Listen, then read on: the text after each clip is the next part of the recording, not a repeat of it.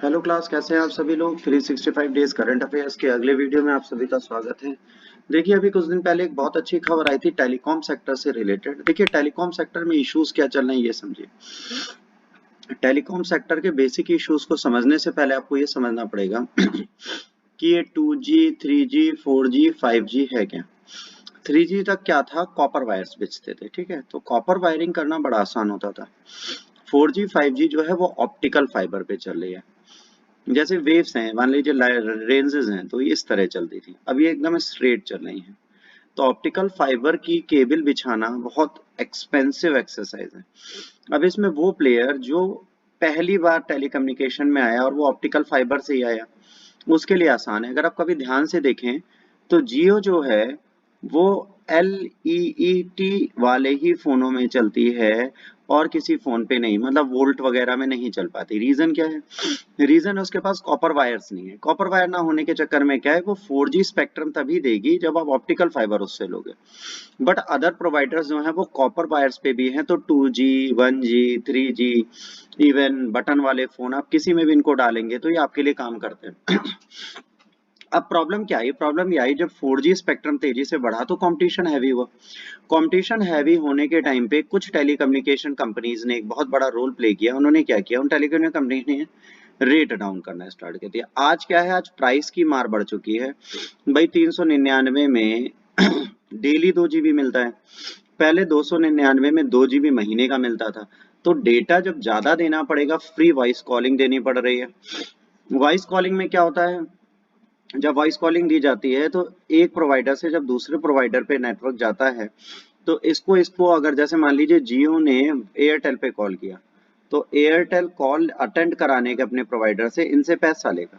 वही चीज जियो करेगी, तो जाहिर सी बात है आपको इन कॉल चार्जेस भी देने पड़ते हैं, और ये आप अब ले नहीं रहे अपने कस्टमर से। तो धीरे धीरे प्राइस हाइक होना स्टार्ट हुआ, बट वो इतने नहीं हुए कि इनकी नीड को फुलफिल कर पाए।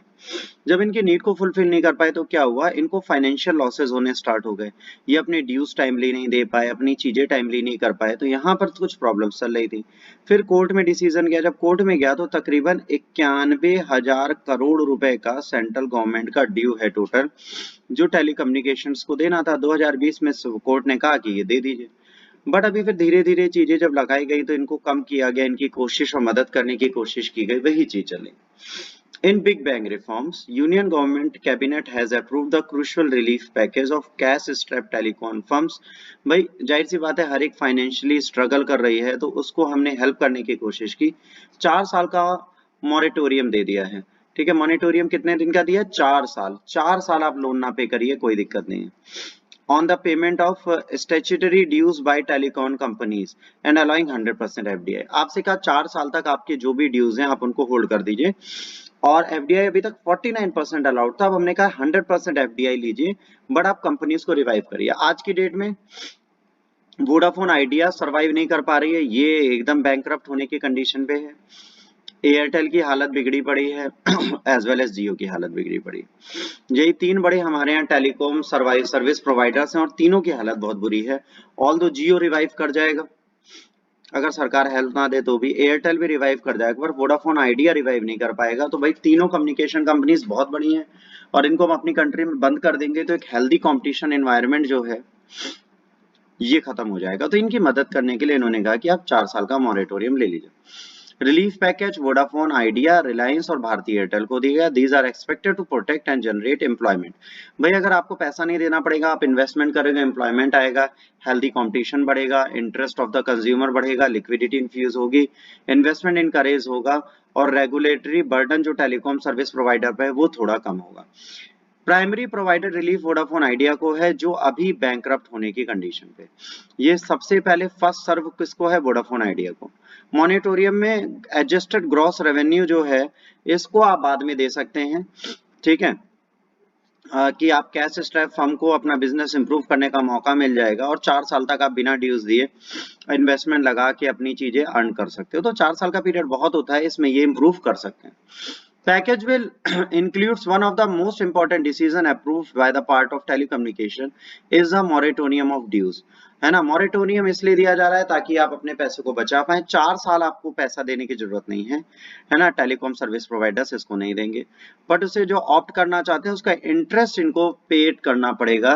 जो भी इस बेनिफिट को लेगा वो 4 साल का इंटरेस्ट जरूर देगा। भाई जाहिर सी बात है, बैंक्स को और जिन्होंने ड्यूज दिए उनको तो लॉस नहीं करा सकते, तो आप इसमें इंटरेस्ट जरूर लोगे, तो इंटरेस्ट आपको पे करना पड़ेगा। क्रिस्पल पार्ट मेजर का है, ठीक है। इश्यूज बाय एजीआर हैं, तो जाहिर सी बात है एडजस्टेड ग्रोथ रेवेन्यूज जो हैं उसको, है ना, कंटेंटियस बनाया गया है। इसको ध्यान रखना है भाई, आपका जो एडजस्टेड ग्रॉस रेवेन्यू है इसको भी कंट्रोल करना जरूरत है। एडजस्टेड ग्रॉस रेवेन्यू जो होता है नॉन टेलीकेशन रेवेन्यू होता है ना, जो आप हटा सकते हो। All tele non telecommunication revenue will be removed from AGR. जो भी नॉन टेली कम्युनिकेशन रेवेन्यू हो एडजस्टेड ग्रॉस रेवेन्यू से आपको हटाने पड़ेंगे, ये आपको उसी पे मिलेगा जो टेली कम्युनिकेशन में यूज हो रहा हो। अनदर इंपॉर्टेंट अनाउंसमेंट ये है कि स्पेक्ट्रम चार्जेस जो टेलीकॉम कंपनीज को बियर करना पड़ता था, है ना, उसके लिए थोड़ा चाहिए गया। Monthly compound interest spectrum charges का था, उसे एनुअल कंपाउंडिंग से इंटरेस्ट के साथ जोड़ दिया गया है। अब ये कम डाउन हो जाएगा। अब MCLR जिसे बोलते हैं मंथली कंपाउंडिंग, है ना, लिक्विड रेशियो +2 कर दिया जाएगा। ये आपका रेट होगा 1 साल का पर मंथ की जगह। दूसरा 100% FDI दे दी गई है। पहले 49% अलाउड थी, 100% से क्या होगा, आपके पास इन्वेस्टमेंट आ जाएगा, पैसा आ जाएगा और आप जल्दी से जल्दी अपनी चीजों को इम्प्रूव करके चीजों को आगे बढ़ा पाएंगे। These measures expected, ये मेजर्स करने से क्या होगा, कैश फ्लो बढ़ेगा, इंडस्ट्रीज स्ट्रॉन्ग करेंगी। 4G पोर्टफोलियो से और आगे बढ़ के हम 5G नेटवर्क तक जा सकते हैं। टेलीकम्युनिकेशन एपेक्स कोर्ट में गए थे 2020 में, तो इन्होंने कहा था जितनी पेंडिंग सेटल गवर्नमेंट की उतनी पे कर दीजिए। भारतीय एयरटेल वोडाफोन रिलायंस कम्युनिकेशन को मिला के 92,000 करोड़ रुपए ने पे करना है, जिसमें सेंट्रल लाइसेंस की फीस 41,000 करोड़ है, स्पेक्ट्रम और यूजर्स की अलग फीस है। तो बहुत बड़ा खर्चा है, इसको ऐसे नहीं कर सकते। अब देखिए कंडीशन ऐसी की थी, कुमार मंगलम बिरला जो थे वोडाफोन आइडिया के चेयरमैन थे, इन्होंने कैबिनेट को लिखा था राजीव गुआवा को कि वो अपने स्टेक फ्री में दे देंगे कोई भी फर्म या गवर्नमेंट लेना चाहे तो। और लास्ट मंथ इन्होंने वोडाफोन आइडिया से अपना रेजिग्नेशन दे दिया था। जाहिर सी बात है वोडाफोन आइडिया ऑलमोस्ट बैंकरप्ट होने की हालत में इंडिया में है। वोडाफोन एक बहुत बड़ा ब्रांड है बेटा, अगर बात करें वोडाफोन एक छोटा ब्रांड नहीं है, वोडाफोन एक बहुत बड़ा ब्रांड है और जो इंटरनेशनली बहुत अच्छा काम कर रहा है। इंडिया में स्पेक्ट्रम के जाल में वो ऐसा फंसा है कि यहाँ के टेलीकम्युनिकेशन प्रोवाइडर से लड़ नहीं पा रहा। अगर आप फॉरेन में जाएंगे, फॉरेन में डेटा चार्ज अलग हैं, सिम चार्जेस अलग हैं, इन्वेस्टमेंट अलग है। इंडिया में ये चीजें बहुत सस्ती होती जा रही है जो कहीं ना कहीं प्रॉब्लम देंगी। 5G स्पेक्ट्रम में भी आपको कहीं ना कहीं हेल्प देगा। तो इस लेक्चर में इतना ही। अगर आप लेक्चर अच्छा लगा हो तो लाइक शेयर सब्सक्राइब करिए। अगले लेक्चर तक के लिए गॉड ब्लेस यू और टेक केयर। जय हिंद, वंदे मातरम।